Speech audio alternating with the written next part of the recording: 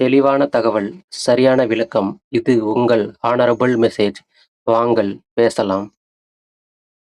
வணக்கம். 2026 தமிழ்நாடு சட்டசபை தேர்தல் முடிவுகள் வெளிவந்த பிறகு தமிழக அரசியல் களத்துல ஒரு முன்மாதிரியற்ற புதிய சூழ்நிலை உருவாகியிருக்கு. இன்னைக்கு இந்த தொகுப்புல எந்த ஒரு சார்பும் இல்லாம வெறும் தரவுகளின் அடிப்படையில இந்த சூழலை நாம முழுமையா அலச போறோம். சரி, இன்னைக்கு நாம என்னென்ன விஷயங்களை கவர் பண்ண போறோம்னு டக்குன்னு சொல்லிடுறேன். 2026 தேர்தல் முடிவுகள், தமிழகத்தோட முதல் தொங்கு சட்டசபை, மெஜாரிட்டியை நிரூபிக்க என்னென்ன வாய்ப்புகள் இருக்கு, அப்புறம் ஆட்சி அமைக்கிறதுல இருக்கிற சவால்கள்.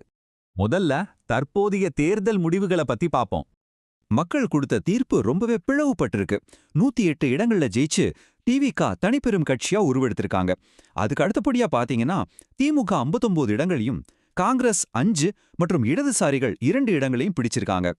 இதனால தமிழக அரசியல் வரலாற்றிலேயே முதல் முறையா ஒரு மிகப்பெரிய கணித சிக்கல் உருவாயிருக்கு. அதுதான் தொங்கு சட்டசபை. அதாவது எந்த ஒரு தனிப்பெரும் கட்சியோ இல்ல தேர்தலுக்கு முன்னாடி அமைக்கப்பட்ட கூட்டணியும் ஆட்சி அமைக்க தேவையான முழுமையான மெஜாரிட்டியை பெற முடியாத ஒரு நெருக்கடியான சூழ்நிலை. இங்கதான் பிரச்சனையே ஆரம்பிக்குது. டிவிகே கிட்ட 108 சீட் இருக்கு. ஆனா அதிகாரப்பூர்வமா ஆட்சி அமைக்க தேவையான அந்த மேஜிக் நம்பர் அது 118. ஒரு பெரிய வெற்றிக்கு பிறகும் இந்த 2 எண்களுக்கு நடுவுல இருக்கிற இடைவெளி தான் இப்போதைய ஹாட் டாபிக். அப்போ நாம கவனிக்க வேண்டிய அந்த மிக முக்கியமான துல்லியமான எண் கரெக்டா 10 இடங்கள். முதலமைச்சர் நாற்காலியை உறுதி செய்ய டிவிகே கடக்க வேண்டிய மிக நுட்பமான இடைவெளி இதுதான். வெறும் 10 சீடு தானேன்னு நாம சாதாரணமா நினைச்சிட முடியாது.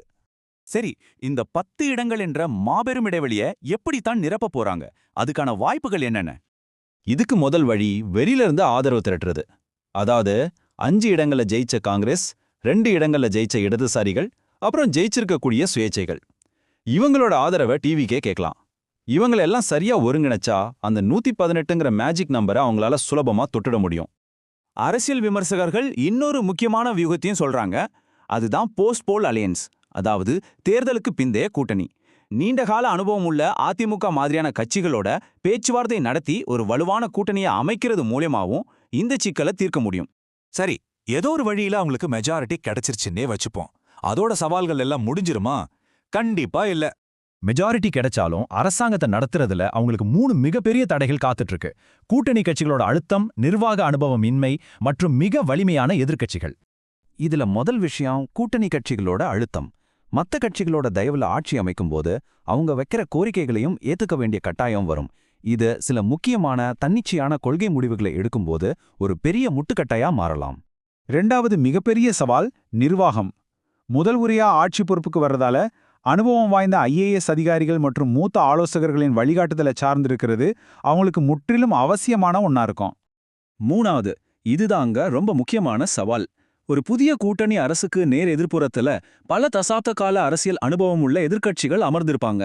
சுமார் 59 இடங்களை கொண்ட திமுகவும் அதிமுகவும் மிக வலிமையான எதிர்க்கட்சிகளா செயல்படுவாங்க. ஒவ்வொரு சட்டசபை கூட்டத்தொடரும் இவங்களுக்கு ஒரு அக்னி பரீட்சையா இருக்கும். இது நம்மள கடைசியா ஒரு மிக சுவாரஸ்யமான கேள்விக்கு கொண்டு வந்து நிறுத்துது. அந்த 10 இடங்களுக்கான இடைவெளி ஒரு வேளை மூடப்பட்டு ஆட்சி அமைக்கப்பட்டாலும் உள்ளே கூட்டணி கட்சிகளோட அதீத அழுத்தங்கள், வெளிய பலம் வாய்ந்த எதிர்க்கட்சிகளோட வியூகங்கள், இதுக்கு நடுவுல ஒரு அரசாங்கம் உண்மையிலே நிலையாக செயல்பட முடியுமா? தமிழக அரசியல் களத்தோட இந்த புதிய சமன்பாடு ஒரு த்ரில்லர் கதையை விட சுவாரஸ்யமா இருக்கு. இதை பத்தி நீங்க என்ன நினைக்கிறீங்கன்னு சிந்திச்சு பாருங்க. மீண்டும் ஒரு சிறப்பான அரசியல் தொகுப்போட உங்களை சந்திக்கிறேன். உங்கள் கருத்துக்களை கீழே பதிவிடுங்கள். மீண்டும் சந்திக்கலாம்.